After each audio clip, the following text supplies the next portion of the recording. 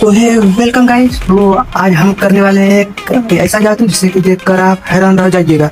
तो इस जादू को करने के लिए हमें कुछ सामान चाहिए, जो कि है मोमबत्ती, माचिस और ग्लास। तो चलिए इन सबको लाते हैं और जादू को शुरू करते हैं। जादू को शुरू करने से पहले आप चैनल को सब्सक्राइब कर लें और वीडियो को लाइक कर लें, और हमारे जिसने भी पिछले के वीडियो नहीं देखे हैं तो वो जाकर देखें, और अगर अच्छा लगे तो उन सबको भी लाइक कर दें। और प्लीज़ यार आप हमारी इस यूट्यूब चैनल पर जाकर वीडियो देखें। अगर आप इंस्टा या फेसबुक पर देख रहे हैं तो जाकर देखिए, तभी हमें मोटिवेशन मिलेगा तो और ज़्यादा वीडियो बनेगी। तो चलिए इस जादू को शुरू करते हैं।